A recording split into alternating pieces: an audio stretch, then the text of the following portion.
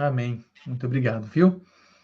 Primeiro, pelo convite e pela oportunidade de estar aqui com todos os nossos irmãos, né, participando aí dessa vigília sobre os eventos finais, que é tão importante, né, para nós que vivemos nesses últimos dias, não é? Depois de 1798, quando começou o tempo do fim, e depois de 1844, que é quando começou o fim dos tempos, né? O último convite para a salvação que Deus concede para esse mundo que está caminhando para a destruição, não é? Graças a Deus que nós temos essa mensagem, esse evangelho, essas boas novas de salvação, que é o assunto que nós vamos estudar hoje, correto? Mas antes de nós fazermos a oração inicial aqui, eu queria convidá-los para a gente orar. E primeiro eu queria somente me apresentar, né? Meu nome é Luan, Luan Mol. No final ali, o L, às vezes parece um I, não é? Para quem não tem familiaridade com este sobrenome. Eu até hoje também não tive aí a oportunidade de conhecer outras pessoas com esse sobrenome, mas eu sou pastor atualmente no distrito de Itabira. Se tem algum irmão aí de Itabira, Minas Gerais, eu saúdo vocês também com uma boa tarde, um sábado abençoado. E aos demais irmãos do distrito também, alguns aí eu imagino que estão aqui conosco, ali da cidade de Caeté, Bom Jesus do Amparo, São Gonçalo do Rio Abaixo, Nova União, enfim. Se tem alguém do nosso distrito de igrejas ali, na Associação Mineira Central, Deus abençoe vocês, tá bom? E todos os outros, não é? Também eu cumprimento vocês aqui com a paz do Senhor e convido você agora, onde você estiver, a fechar os seus olhos. Se possível, vamos nos prostrar diante do nosso Deus nesse momento para pedirmos que Ele esteja abençoando o nosso estudo e que o Espírito Santo, não eu, seja o nosso instrutor aqui nessa tarde. Vamos orar? Oremos. Obrigado, Senhor, pelo privilégio de poder abrir a Tua palavra para ouvirmos agora um pouco mais da Tua voz, da Tua verdade e da Tua vontade para nós. Obrigado porque o Senhor nos prometeu, Pai, o melhor professor do universo, o Espírito Santo que vem nos dar agora a verdadeira educação, o verdadeiro ensino, nos ensinar a Te amar e nos ensinar a aprender mais sobre a Tua vontade. Então eu peço que guie esse estudo, Senhor, que não sejam elucidações teológicas somente aqui nesse momento. Não sejam somente palavras humanas, mas que o Senhor esteja instruindo aqui esse momento de estudo, que o Senhor esteja nos ensinando. E é isso que eu peço em nome de Jesus. Amém. Bom, eu convido vocês, então, a lerem comigo aí em suas Bíblias, ok? Eu vou pegar aqui Apocalipse, capítulo 14. Nós vamos estudar primeiro por que nós temos ali na Bíblia, por que nós temos ali na Bíblia 3 mensagens angélicas. E depois de entender por que são 3, por que Deus usa esse padrão na Bíblia de 3 mensagens, nós vamos estudar qual foi o contexto no qual as 3 mensagens se cumpriram no início do movimento adventista, há cerca de 160, 180 anos atrás. E por último, nós vamos estudar o que significa ali os termos, né? Os 4 verbos que aparecem em Apocalipse 14, na primeira mensagem, que é temer, adorar, glorificar e chegou, né? Chegou a hora do juízo. Então, serão esses 3 assuntos. Primeiro, por que Deus usa 3 mensagens? Segundo, cumprimento profético histórico dessas 3 mensagens ao longo do século XIX. E, por último, nós vamos ver aqui sobre o significado dos 4 verbos que aparecem na primeira mensagem. Então, eu convido você a ler comigo Apocalipse 14, capítulo 14, verso 6 em diante. E vi outro anjo voando pelo meio do céu, tendo um evangelho eterno para pregar aos que habitam sobre a terra. E a cada nação, e tribo, e língua, e povo, dizendo em grande voz: temei a Deus e dai-lhe glória, pois é chegada a hora do seu juízo. E adorai aquele que fez o céu, a terra e o mar e as fontes das águas. Seguiu-se outro anjo, o segundo, dizendo: Caiu, caiu a grande Babilônia, que tem dado a beber a todas as nações do vinho da fúria da sua prostituição. Verso 9. Seguiu-se a estes outro anjo, o terceiro, dizendo: Se alguém adora a besta e a sua imagem, e recebe a sua marca na fronte ou sobre a mão, também esse beberá do vinho da cólera de Deus, preparado sem mistura, do cálice da sua ira, e será atormentado com fogo e enxofre diante da presença dos santos anjos e do Cordeiro. A fumaça do seu tormento sobe pelos séculos dos séculos e não tem descanso algum, nem de dia nem de noite, os adoradores da besta e da sua imagem, quem quer que receba a marca do seu nome. Aqui está a perseverança dos santos, os que guardam os mandamentos de Deus e a fé de Jesus.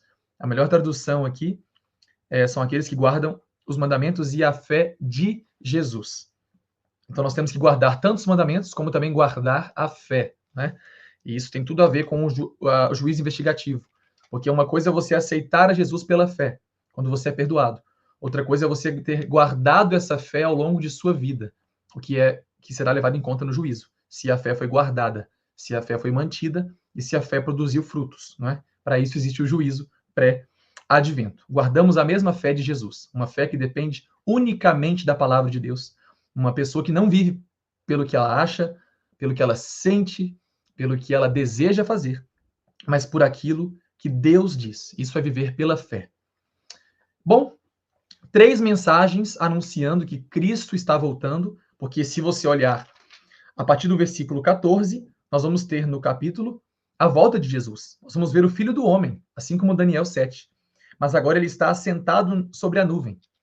Ele está vindo para nos buscar. Em Daniel 7, ele está indo nas nuvens até a presença do Pai, para iniciar o juízo investigativo. Quando o juízo termina, segundo Mateus 26, verso 64, Jesus ele volta agora nas nuvens do céu com o seu Pai, Jesus assentado à destra do Pai, para buscar os seus santos que foram justificados, salvos e selados. Então, as 3 mensagens elas têm um objetivo: preparar um povo para se encontrar com Jesus. O verso 1 até o verso 5 justamente mostra quem é que vai pregar essas mensagens, não é? São aqueles 144 mil. É aquela geração que vive, não é, depois ali que já começou o juízo, e são aqueles que pregam as 3 mensagens angélicas. E elas aparecem em que contexto? Apocalipse é dividido, não é? Em uma seção de 7 igrejas, 7 selos, e depois no capítulo 8 até o 11, 7 trombetas. A 7ª trombeta, que aparece no capítulo 11, depois de 1844, quando o livro de Daniel foi aberto, a 7ª trombeta ela anuncia que foi aberto também no céu o lugar santíssimo. Então a 7ª trombeta é o último juízo de Deus, que começou-se em 1844 e termina logo após o milênio. Essa também era a compreensão de Tiago White, não é mesmo? Ele, no livro Minha História. A 7ª trombeta ela está sendo tocada até o juízo terminar depois do milênio. E o anjo agora vai explicar para João por que então que vai haver esse último juízo. Por que então que vai ter uma controvérsia sobre a lei de Deus? Por que Deus vai mostrar justamente nos dias da 7ª trombeta que tem uma arca da aliança no céu? Aí ele vai contar a história do capítulo 12, porque teve uma guerra no céu, tem um dragão que está irado contra a igreja, tem então uma igreja que está sendo perseguida, e esta igreja que está sendo perseguida, ela vai passar 1260 anos no deserto, são os cristãos fiéis ao longo da Idade Média, que sofreram a opressão do papado, junto com os reis da terra. E nos últimos dias, quando essa igreja começa a fugir dessa perseguição e foge para os Estados Unidos, aonde é fundada uma nova nação, o novo mundo, os Estados Unidos da América. Nessa nova nação, nós imaginamos que não vai ter mais perseguição. Só que o capítulo 12 termina dizendo justamente que irou-se o dragão contra a mulher e foi pelejar contra os restantes da sua descendência, os que guardam os mandamentos de Deus e tem o testemunho de Jesus. Então é interessante que o dragão não está perseguindo a mulher nos últimos dias. Ele está irado contra a mulher, mas ele persegue quem? Os restantes, não é? Ele vai fazer guerra, pelejar contra o remanescente. A mulher, ela se prostituiu, tá bom? Tem diferentes visões sobre esse versículo, mas ele não está mais perseguindo a mulher. A mulher, lá no capítulo 17, se misturou com os reis da terra. Aquelas igrejas puras que fugiram para os Estados Unidos da América se tornaram também adúlteras. Elas estão seguindo os passos da mãe, da grande Babilônia, que mudou a lei de Deus. Então agora nós encontramos aqui um remanescente, um povo que vai ser perseguido. E aí o capítulo 13 de Apocalipse vai explicar que como é que vai ser essa perseguição no futuro? Como é que vai ser então essa guerra que acontecerá aí nos últimos dias contra os santos? Aí Apocalipse 13 vai explicar, porque teve uma besta que surgiu do mar, e ela fez isso, isso e isso no passado, durante a Idade Média. E vai surgir agora nos últimos dias uma outra besta da terra, que vai imitar o que a besta do mar fez no passado. Então, quem vai trazer a perseguição hoje, nos nossos dias, não é, né, aqui o papado, que é a besta do mar. Quem vai trazer a perseguição é a besta da terra, que vai fazer uma imagem, ela vai imitar o que o papado fez no passado. Então, os protestantes vão se unir com os reis, os políticos, né, dos Estados Unidos, vão se unir, igreja e Estado, assim como a besta do mar fez no passado. Então, agora, tendo em vista que teremos esse grande conflito, aí vem o capítulo 14. É a solução. Então, como não ser enganado? Já que haverá essa união de igrejas com o Estado para impor um dia de guarda, impor uma marca que vai contra a lei de Deus, então Deus agora vai ter um anúncio. E eu queria mostrar para vocês agora aqui no slide, por que 3 anjos? Vocês entenderam o contexto, né? Tem um grande conflito, tem perseguições, e aí, como vai ter a última crise agora, a 7ª trombeta, o 7º selo, a 7ª igreja, né? Os eventos finais, Deus manda então o último convite. E são 3 anjos voando pelo meio do céu. Temos o 4º anjo, em Apocalipse 18. A gente não vai ter tempo, né? Infelizmente, para entrar nisso hoje, no alto clamor do 3º anjo. Espero que outro palestrante possa falar sobre isso. Mas o que significa um anjo? Um anjo é uma palavra, né, do hebraico malar. Lembra de Malaquias? Né? É o livro do anjo. E no grego, angelos. E ambas as palavras significam mensageiro. Por isso que Malaquias, o livro do anjo, né, do mensageiro, é o livro que fala: eis que enviarei o meu mensageiro. Né? Malaquias capítulo 3, que se aplica tanto para João Batista, né, preparando o mundo para a primeira volta de Jesus, como também para o movimento adventista, preparando o mundo para a segunda volta de Jesus. E essas duas preparações, esses dois mensageiros, eles têm parte na mesma profecia. É a mesma profecia de Daniel 8 e 9. Os 490 anos apontam para a primeira volta, mas antes de primeira vinda, né? Mas antes dele chegar, Deus manda um mensageiro. E agora essa profecia ela se estende até 1844. Então Deus vai mandar, logo antes de ter esse juízo final, Deus manda um outro mensageiro também.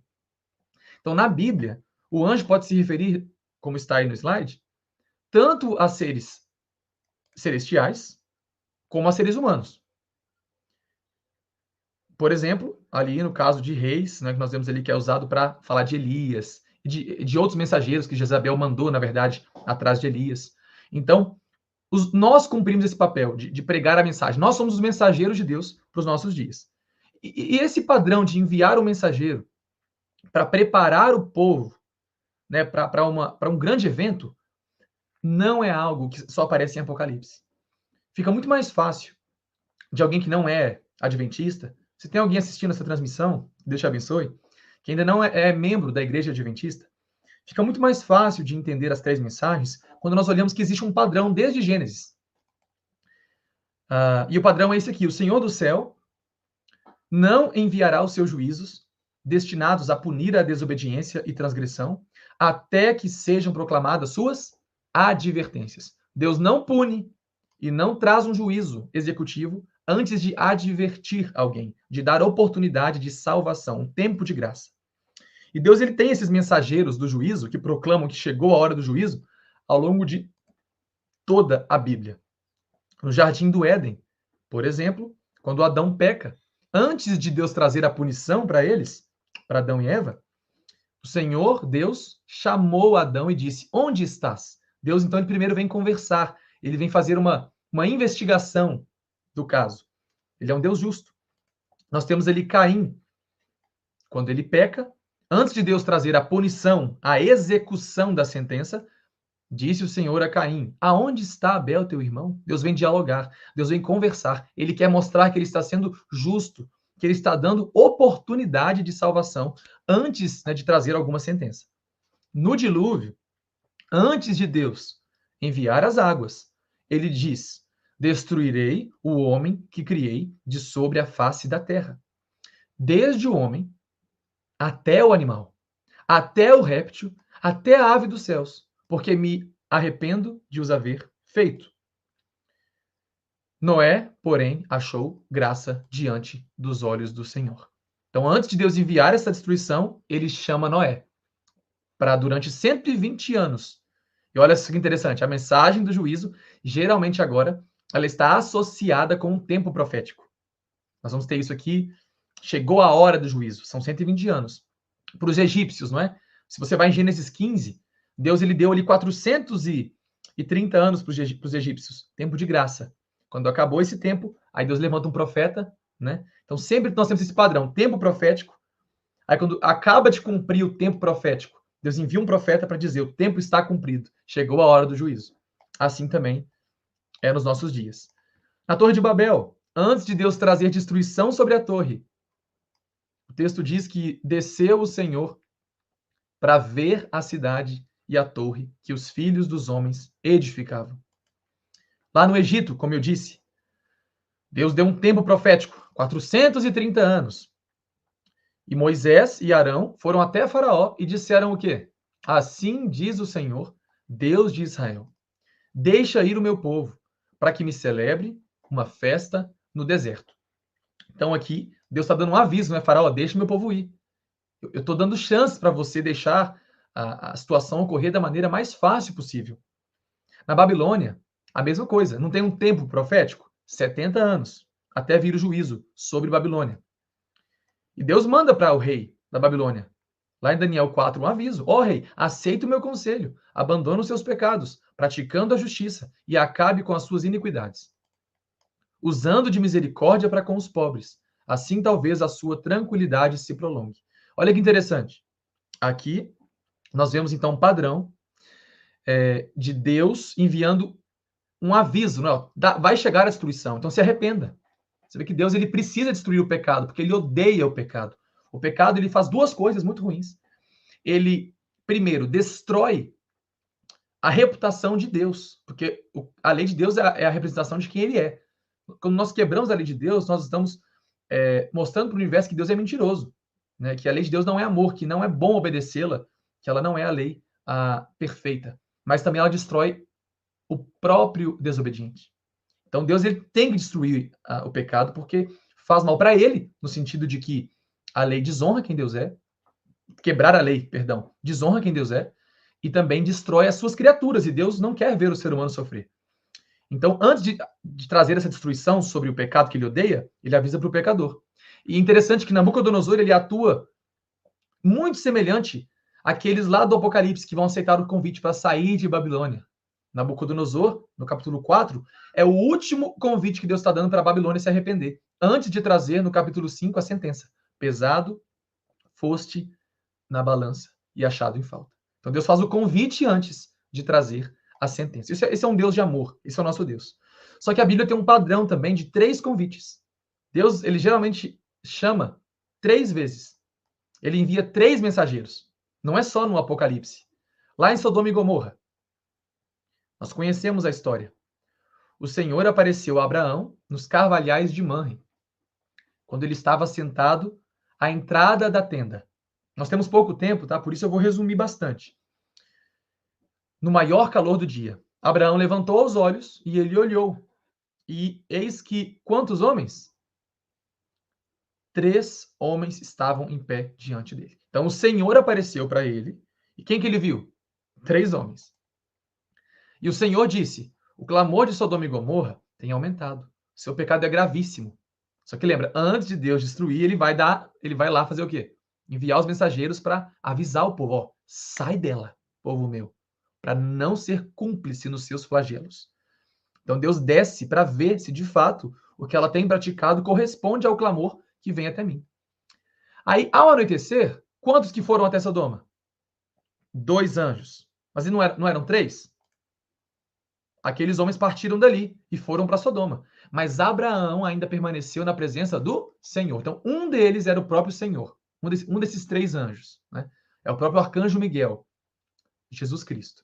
E os outros 2 desceram para Sodoma. Então, nós temos aqui 3 anjos, não é, que foram enviados do céu antes da destruição de Sodoma e Gomorra. Olha os judeus também. Deus deu 490 anos, não é, para o povo judeu. Daniel 9, verso 25 até o 27. E antes que termine esse tempo de graça, nós temos uma parábola de Jesus muito interessante, que é o casamento do filho do rei. O verso 3, isso aqui é Mateus 22, tá, gente? Mateus 22. Amados, nós vemos aqui que primeiro Deus manda um convite. Ele envia os seus servos a chamar os convidados. Verso 3. Só que eles não aceitam, né? Estão muito ocupados. No verso 4, Deus envia outros servos para repetir o convite. Ainda não aceitam. Aí Deus manda um terceiro convite. Vão então para as encruzilhadas dos caminhos e convidem para o banquete todos os que vocês encontrarem. Isto aqui, queridos, é a pregação do evangelho no primeiro século. Como assim, pastor? O evangelho ele tem 2 momentos em que ele foi pregado em todo o mundo. O primeiro momento é quando se cumpriram os 490 anos. São as 70 semanas de Daniel. Qual que era a mensagem, o evangelho para o século I? Esse é o Cordeiro de Deus. Ele veio, ele morreu, e ele agora está entronizado no santuário, atuando no lugar santo, como nosso sacerdote, para interceder pelos nossos pecados e derramar sobre nós o Espírito Santo. Essa mensagem foi levada a todo mundo, em 3 vezes. Primeira vez, Deus deu para os judeus essa mensagem. Eles rejeitaram. Aí, isso foi 3 anos e meio. Jesus pregou, os judeus rejeitaram. Aí ele manda o segundo convite, que são os discípulos e os apóstolos, pregando durante 3 anos e meio para quem ainda? Para os judeus. Isso é Atos capítulo 1 até o capítulo 7, 8, quando Estevão é morto. Só que os judeus selam a sua rejeição e dizem que não querem aceitar o evangelho. Agora, então, Deus manda a terceira mensagem para o mundo do primeiro século, que é a mensagem dada através de Paulo e os seus seguidores para todo mundo, que chegou a hora, no caso de Daniel capítulo 9, de se cumprir a profecia de Daniel e preparar um povo, uma igreja ali, agora, que estava pregando essa mensagem, que Cristo está no lugar santo. Cristo está no santuário já, intercedendo por nós, a fim de que nossos pecados sejam perdoados e recebemos o Espírito Santo para terminar a missão. Não é à toa que Colossenses, capítulo 1, verso 23, Paulo fala que o evangelho foi pregado em todo o mundo. Só que lembra que essa profecia, ela tem aqui, queridos, ela tem, vamos dizer assim, 2 polos. O primeiro polo da profecia é 490 anos, que é quando chegava os dias do nascimento de Jesus e sua entronização no céu como sacerdote. Mas essa profecia agora vai ter seu cumprimento nos últimos dias, que é Daniel 8,14, as 2.300 tardes e manhãs. Então, quando chegar a parte final de cumprir essa profecia, o evangelho hoje para ser pregado não é mais que Jesus é o Cordeiro de Deus que tira o pecado do mundo. Isso continua sendo verdade, mas a verdade presente. Assim como no primeiro século era aquela, foram as 3 mensagens dadas para aquela época, hoje nós temos também 3 mensagens. Eu peço que... deixa eu voltar aqui. Nós temos 3 mensagens para pregar para os nossos dias. Chegou a hora do juízo. Jesus ele é mais do que Cordeiro de Deus. Ele é também o sumo sacerdote. Ele está agora não mais no lugar santo, não mais no altar de sacrifício, de acordo com a profecia e com a tipologia bíblica. Ele agora está no lugar santíssimo, diante da lei de Deus. Os livros foram abertos, os anciãos se assentaram nos 24 tronos, os anjos estão ao redor, o Pai também.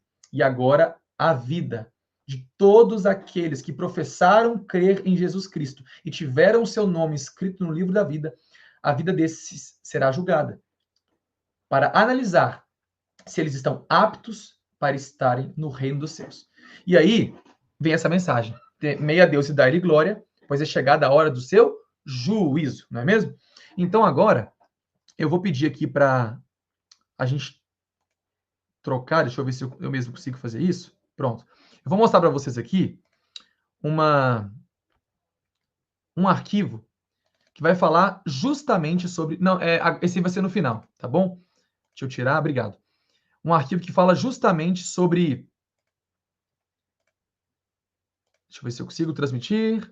Ok, pronto.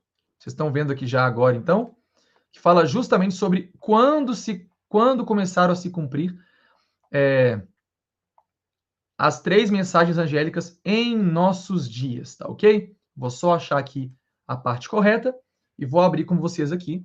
Então, sinais de que Deus enviou nos últimos dias, de que essas 3 mensagens deveriam ser cumpridas. Vocês já entenderam até aqui comigo, né, que nós temos, se possível deixar até aí a imagem maior do que eu, perfeito, isso mesmo. Nós temos, então, nas mensagens de juízo de Deus, tem um padrão, não tem? Deus manda um tempo, ó. Vai ter um tempo de graça. E quando esse tempo se cumprir, eu vou mandar meu mensageiro. Foi assim nos dias de Jesus, 490 anos para os judeus, do ano 457 antes de Cristo até o ano 34 depois de Cristo. Esse era o tempo de graça para eles. E Deus mandou nos últimos dias, quando estava se cumprindo a profecia, Deus manda 3 convites para aquele mundo, não é? Para os judeus primeiro, os 2, e o terceiro dado para todos. Em 1844 é a mesma coisa. Deus manda os convites ali principais para os protestantes, que eram o povo de Deus, não é? Quem era o povo de Deus na época de Jesus? Judeus. Quem é o povo de Deus na época de Guilherme Miller, no século XIX? Eram os protestantes. Essa era a igreja daquela época, né? A igreja ali de Sardes, passando para Filadélfia. É o povo que estava pregando a verdade até então. Mas ao receberem mais luz da verdade e rejeitarem, aí o castiçal dessa igreja é passado para outra, que é a Laodiceia, que é a igreja do juízo, Laodiceus, o povo do juízo. É o povo que vai pregar que chegou a hora do juízo. Então, como é que eu sei que o juízo está chegando? Que as 3 mensagens vão ser pregadas. Primeiro, 1755. Vocês estão vendo aí na tela, tá pequeno, porque são muitas informações. Acontece o terremoto de Lisboa. E quando eu vou lá em Apocalipse 6, no 6º selo, o 5º selo, o que as pessoas estão perguntando ali no 5º selo, as almas que estão no altar, que foram mortas pela perseguição papal, o que elas perguntam? Até quando não julgas? Aí Deus fala, calma aí, eu vou dar então para vocês agora o sinal do juízo, os sinais para vocês saberem que está chegando a hora do juízo. Aí vem agora então o 6º selo, que é o terremoto de Lisboa. Haverá um grande terremoto. E junto com esse terremoto, Deus manda um outro sinal, 25 anos mais tarde. O dia escuro, tanto do Sol como da Lua. E não é só isso. Em 1798, nós temos ali agora o tempo do fim chegando. É o dia em que o livro de Daniel começaria a ser aberto. Daniel termina no capítulo 12, confuso com alguns assuntos, e Deus diz, Daniel, não se preocupe.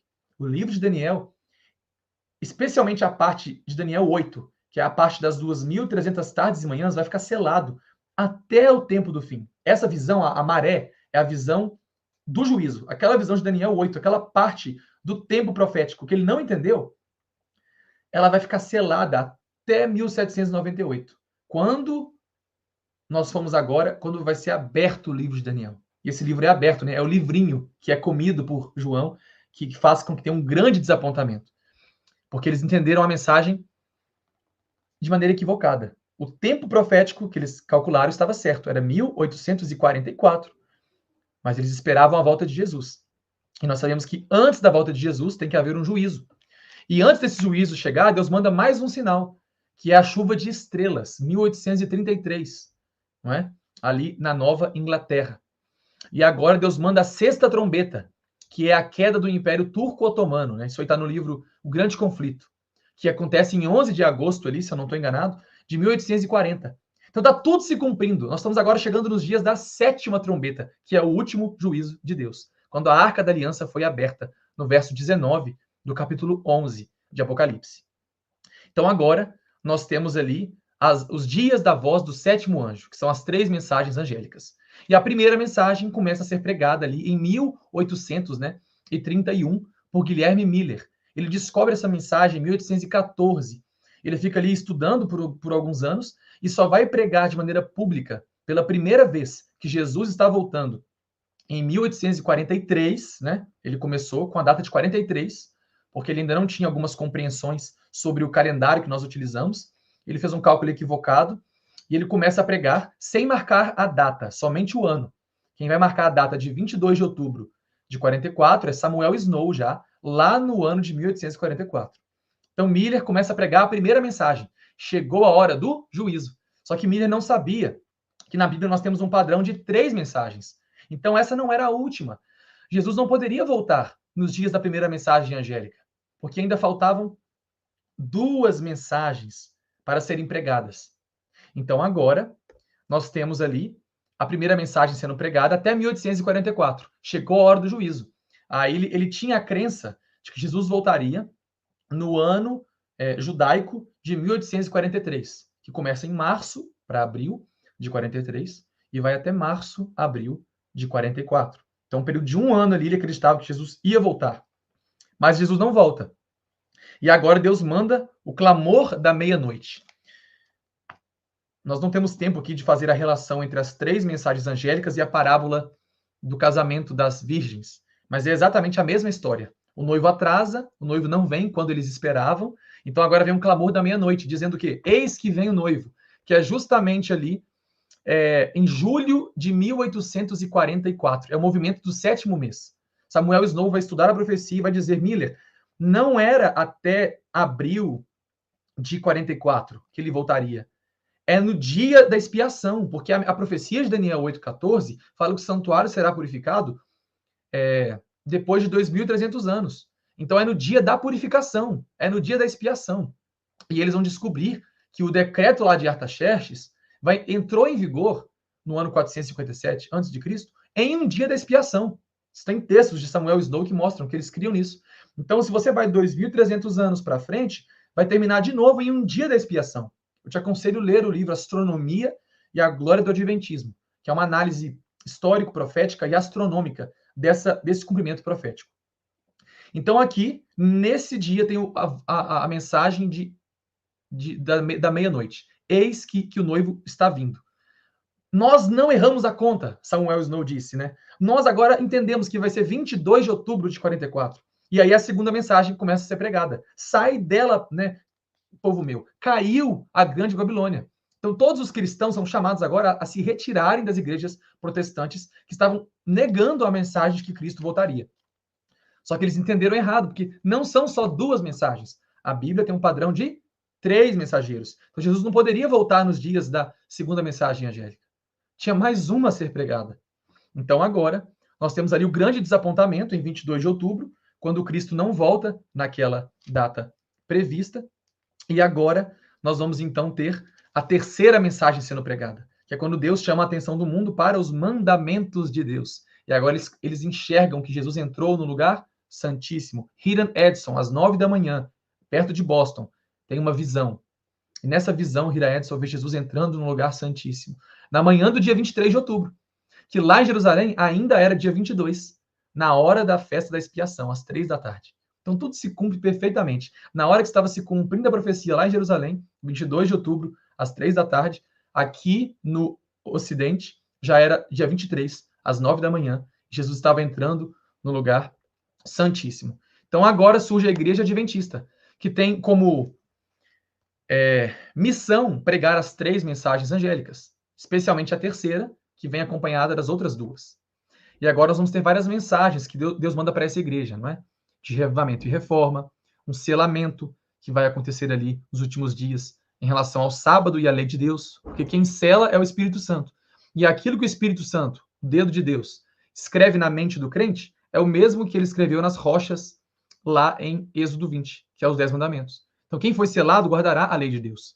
Mas os que não aceitarem esse selamento serão sacudidos, sairão do povo de Deus, receberão a chuva serôdia aqueles que estão sendo selados, pregarão o alto clamor, Apocalipse 18, que é a mensagem do segundo anjo, porém repetida, com a adição dos pecados que entraram nas igrejas protestantes de 1844 para cá, os outros enganos que ainda têm aumentado. Haverá então um decreto dominical, que é o momento de sair das grandes cidades, não o momento de ir viver no campo, né? Esse dia é hoje. Aqui é o momento escatológico de fugir das grandes cidades, também de enfrentar os enganos satânicos, também o momento de passar pela angústia de Jacó prévia, que é a angústia da perseguição, mas aí depois que Jesus se levanta do lugar santíssimo e vem buscar o seu povo, começam a cair as 7 pragas, haverá um decreto de morte, aonde teremos que sair das pequenas cidades. Isso é o que acontece com Ló em Sodoma e Gomorra. Ele sai de Sodoma e Gomorra, quando tem o decreto de destruição, ele vai para Zoar, que é uma cidade pequena. Só que depois o texto diz, em Gênesis 18 e 19, que ele sai também de Zoar e vai para morar nas cavernas. Então, essa será a nossa sequência, não é? Depois do decreto dominical, abandonar as grandes cidades, e depois do decreto de morte, abandonar as pequenas. E aí vem a angústia de Jacó, a ressurreição especial de todos que pregaram as 3 mensagens angélicas, vai ressuscitar Ellen White, né, Tiago White, todos os seus familiares que morreram na fé do terceiro anjo. Se você tem um pai, uma mãe, um filho que já descansou no Senhor, mas descansou crendo nas 3 mensagens angélicas, ele vai ressuscitar antes da volta de Jesus para ver Cristo voltar nas nuvens dos céus. E aí vem a ressurreição dos justos. Nesse momento, eu vou interromper aqui o compartilhamento, porque nós precisamos ir para a última parte, que é justamente, eu falei que primeiro nós íamos ver por que são 3 mensagens, nós já vimos que Deus tem esse padrão ao longo da história, quando se cumpre um tempo profético, e entendemos que Apocalipse 14, chegou a hora do juízo, é justamente a resposta para Daniel 8,14. Quando que o santuário vai ser purificado? Até 2.300 tardes e manhãs. E agora Apocalipse 14 fala, já chegou. E quando já chega a hora de Deus julgar um povo, Deus manda 3 mensageiros. E nós já vimos agora que esse mensageiro começou com Guilherme Miller, pregando que a hora do juízo chegou. Ah, pastor, mas como é que foi Guilherme Miller? Sendo que ele se equivocou, acreditando que era a volta de Jesus. Como é que ele pregou a mensagem certa com o tempo, a mensagem certa, se ele entendeu errado a profecia? Só você pensar nos apóstolos, discípulos do primeiro século. Eles pregaram a mensagem certa. Eles pregaram que o Messias estava chegando. Os discípulos, Pedro, Tiago, João, eles pregaram que Cristo viria no final das 70 semanas, que estava chegando a hora do ungido. Mas eles também entenderam errado. Eles também acreditavam que Jesus viria como rei dos judeus para assentar-se no trono de César. Então eles pregaram a mensagem correta. Daniel 9 está cumprido. Os 490 anos. Quem está estudando a lição, não é? O tempo está cumprido. Marcos 1, verso 14. Eles pregaram o tempo correto, mas acreditaram que Jesus viria de outra forma. E quando ele morre, eles são desapontados. O mesmo acontece aqui com os discípulos também nos nossos dias. Guilherme Miller e os primeiros adventistas. Pregaram a mensagem certa. Jesus está chegando. Mas está chegando o quê? Para julgar. Eles acharam que era já para destruir esse mundo. Mas o mesmo que ocorreu com os discípulos também ocorreu com a nossa igreja. Foi a mensagem do santuário. Foi compreender a mensagem do santuário que fez os discípulos olharem: Jesus veio como cordeiro. Ele veio para fazer a obra no lugar, no pátio. Não é no lugar santíssimo ainda. Não é no lugar santo. Jesus veio para morrer como cordeiro no pátio, no altar de sacrifício, de holocausto. Então, a mensagem dos nossos dias também é o santuário que ajudou ali, depois do dia 23 de outubro, que ajudou eles a entenderem a terceira mensagem. Então Jesus hoje está no lugar santíssimo.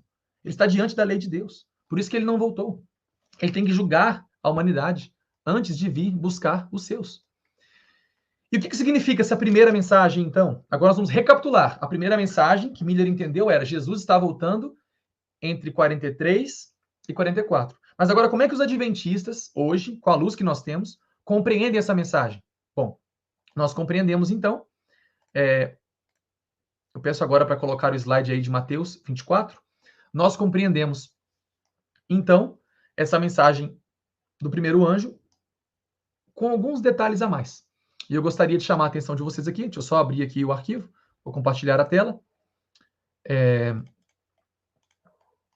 Ok, eu imagino que vocês estão vendo aqui. O estudo não é sobre Mateus, tá bom? Isso aqui é um outro material.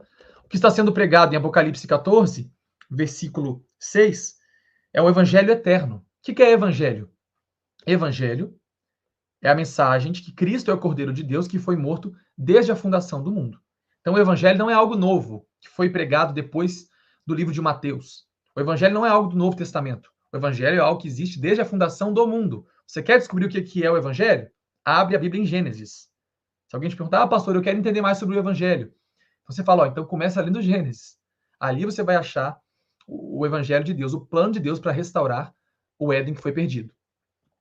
E esse Evangelho, Paulo fala que é um mistério. É um mistério guardado em silêncio nos tempos eternos. Tá vendo? Esse Evangelho estava guardado em silêncio. Deus não tinha falado para ninguém. Estava só na mente dele. Mas aí, quando Satanás começou a mostrar suas asinhas, foi expulso do céu e trouxe o pecado para a terra, aí agora Deus tem que revelar esse mistério. Gente, é o seguinte, eu não fui pego de surpresa. Eu já tenho um plano, um mistério, um evangelho.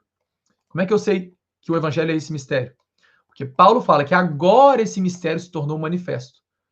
E como é que eu vou conhecer esse evangelho? Por meio das escrituras proféticas aqui, ó. O espírito de profecia, os profetas me contam o evangelho. Ellen White, tudo que ela fala é o evangelho. Moisés, tudo que ele falou é o evangelho. O evangelho em sombras e em realidade. Então, nós temos aqui agora Paulo explicando o que é o evangelho. Paulo vai dizer também que, deixa eu passar aqui para vocês, que esse evangelho foi pregado para os judeus. Os israelitas receberam a mensagem do evangelho, que é a mensagem do santuário. Ali é o plano de Deus para tirar o pecado de nós e nos apresentar diante de Deus puro e santo, sem mancha nem mácula, nem ruga alguma, não é? Lavados pelo sangue do Cordeiro. Não somente perdoados, porque isso aí é a mensagem de salvação evangélica dos protestantes. Salvação é sinônimo de justificação. Você foi perdoado e pronto. Não, salvação na Bíblia é igual um avião. São duas asas. É justificação e santificação. E as duas andam juntas, né? Para entrar no céu, eu preciso tanto do perdão, que eu jamais poderia alcançar por minhas próprias obras, e eu preciso da limpeza, da santificação que Deus fará em minha vida. Eu preciso das duas. Somente uma delas vai me tornar ou legalista ou simplesmente um cristão que vive uma graça barata. Então, agora, eu queria ver com vocês sobre os 4 verbos que aparecem na primeira mensagem angélica. Então, temer a Deus e dar-lhe glória, verso 7. Temer a Deus. Segundo o texto de Eclesiastes, capítulo 12, verso 13 e 14, eu convido você a ler comigo. Então, nós temos que entender um texto da Bíblia à luz de outros. É assim que se estuda a Bíblia. Quando alguém te ensina algo, esse texto que está dizendo isso.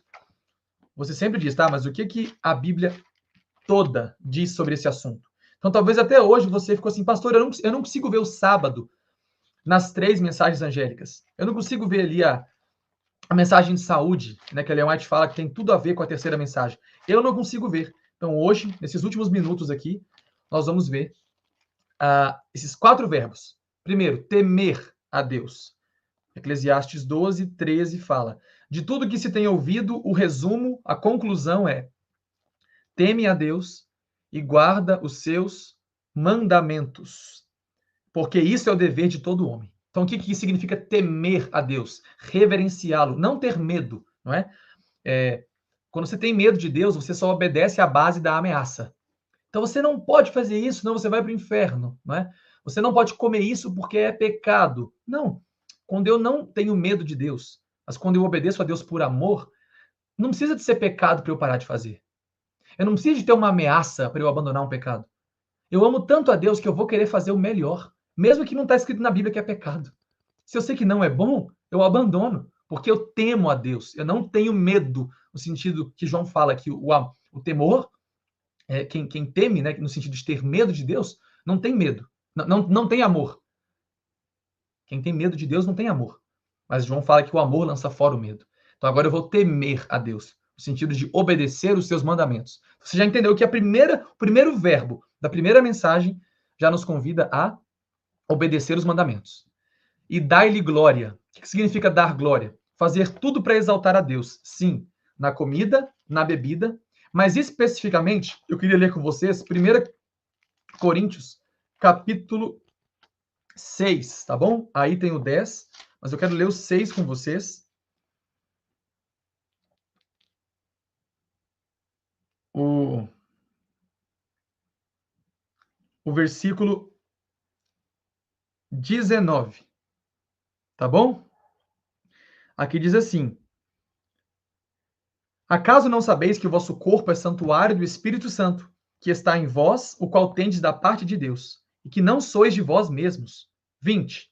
Porque fostes comprado por preço. Agora, pois, glorificai a Deus no vosso corpo. O que é glorificar a Deus, então? Como é que eu vou temer a Deus e dar-lhe glória? Como eu vou glorificá-lo? Paulo fala, glorificai a Deus no vosso corpo. Então, primeira coisa, temer a Deus. Eu vou obedecer todos os seus mandamentos, por amor.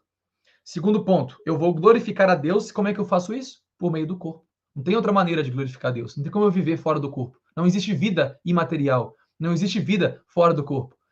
Então, cuidar do corpo é uma questão de salvação. Tem gente que prega assim, você tem que parar de comer carne para você viver mais.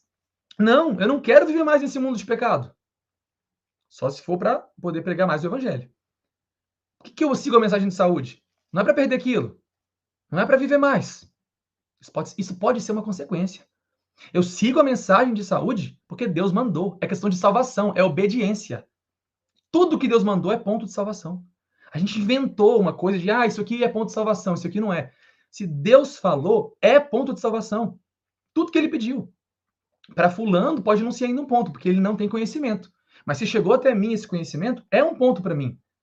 Então, se Deus falou, glorifiquem a mim por meio do vosso corpo. Aqui está a mensagem de saúde. Na primeira mensagem angélica. A gente nem chegou na terceira ainda. E já vimos que eu tenho que dar glória a Deus por meio do meu corpo. Fazendo atividades físicas, bebendo água, pegando sol, dormindo o mais cedo possível, tendo uma alimentação à base de frutas, vegetais e legumes. Assim, e cereais. Assim, eu vou estar glorificando a Deus por meio do meu corpo. E aí tem o terceiro verbo, adorar. E aí vem, adorar é aquele que fez o céu, a terra e o mar. Isso aqui é uma cópia, não é? João está copiando aqui a Septuaginta do Salmo. Existe um Salmo, e eu queria conferir com vocês aqui antes de acabar, que fez o céu, a terra e o mar. Pronto. É o Salmo, os céus, a terra e o mar.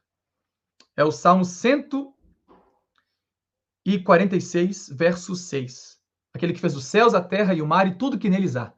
Esse verso aqui, na Septuaginta, no grego, é igualzinho o de João, em Apocalipse 14, no grego. João está copiando os Salmos 146, verso 6. E sabe no hebraico de onde que Davi tirou esse Salmo 146? De Êxodo capítulo 20, verso 8 a 12, 8 a 11.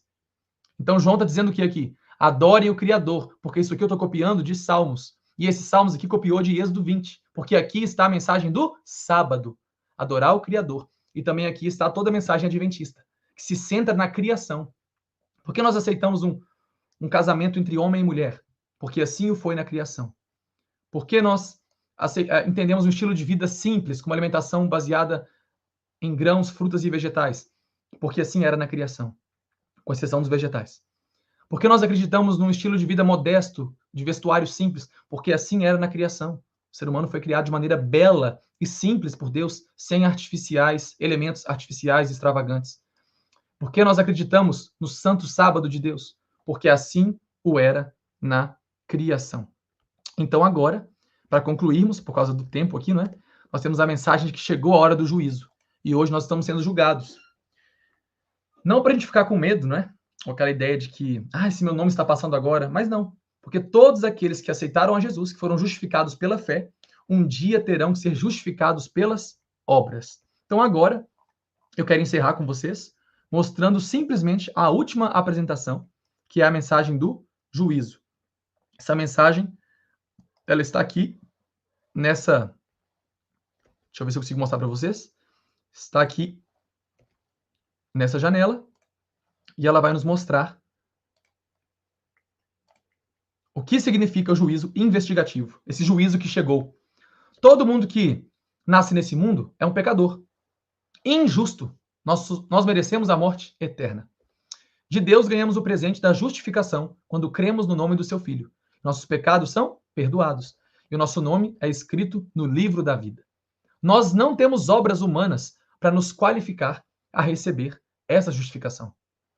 Nós não temos obras que nos garantem mérito diante de Deus. Mas agora você deixou de ser um pecador que vivia no pecado. Agora você se tornou justo pela fé. E o Espírito Santo agora vai comunicar justiça para você se tornar um santo, alguém que reflete a imagem de Deus. Agora você é justo, sim. Você é uma nova criatura e não mais pratica o pecado abertamente, mas luta contra ele. E agora nós vamos ter uma outra justificação. E aí fica para você ler Romanos 2 e Romanos 5 e Tiago 2 também, onde fala da justificação pelas obras. A gente está tão acostumado com a justificação de Lutero, que é pela fé, que a gente esqueceu que a Bíblia fala de uma outra justificação, que é pelas obras. E essa justificação ocorre quando? No juízo, hoje. Deus ele vai agora sim levar em consideração toda a nossa vida. Aí ele vai olhar as obras que nós praticamos, a participação humana na salvação. Para ser justificado lá no começo pela fé, nós não temos nada para oferecer a Deus de bom. Nada, nada. Mas Deus é tão maravilhoso que ele começa agora a transformar. Tudo de bom que nós vamos ter agora não é nosso, vem de Deus, vem do Espírito Santo. É o caráter de Cristo. E agora que ele moldou nosso caráter, nós somos uma nova criatura que tem agora frutos de justiça, aí vem o juízo investigativo. Vai ver se quem realmente aceitou o evangelho permitiu-se ser transformado e produziu as obras da fé. Se essa fé foi viva ou morta. No final, o que salva é a fé mesmo. Mas uma fé viva, no juízo, vai testificar das obras que ela praticou. Umas obras de temer a Deus, umas obras de glorificar a Deus por meio do corpo, umas obras de adorar o Criador por meio da santificação do sábado e uma obediência irrestrita todos os dias da semana, um povo que aceitou o convite para sair de Babilônia, conforme a segunda mensagem, e um povo que busca guardar os mandamentos de Deus, conforme a terceira mensagem angélica. Esse é um resumo das 3 mensagens que buscam preparar um povo para a volta de Jesus e que Deus abençoe cada um de vocês. Agora, nós encerramos esse momento com uma oração. É isso mesmo? Nos ajude, Senhor, nós que vivemos nos últimos dias, depois de 1844, antes de pregar essas 3 mensagens, que possamos vivê-las, temendo a Deus, obedecendo os mandamentos, glorificando a Deus por meio do cuidado do corpo que não é nosso, que o Senhor nos emprestou, também adorando o Senhor por meio da mensagem do sábado, do sétimo dia da criação, e também entendendo que chegou a hora do juízo. Então a mensagem mais que devemos dar mais ênfase para os nossos dias não é somente a justificação pela fé que perdoa os pecados, mas também o juízo que vai nos justificar pelas obras, revelando se a nossa fé realmente foi uma fé viva, que pelo poder do Espírito transformou nossa vida, ou se somos crentes nominais, que têm o nome no livro da vida, mas não têm obras do Espírito Santo. E esses nomes serão removidos do livro da vida. Então, nesse juízo, nos ajude a entender que aqueles que amam a Deus, que o temem, que o adoram e que o glorificam, não têm chance de perderem a salvação, porque Cristo os justificará. Cristo dará a sua justificação novamente para aqueles que obedeceram a sua lei. Então, nos ajude a aceitarmos o convite que essa moça nos fez agora ao cantar, de sair de Babilônia e de guardar os mandamentos de Deus e guardar a fé de Jesus. É o que pedimos no nome dele. Amém.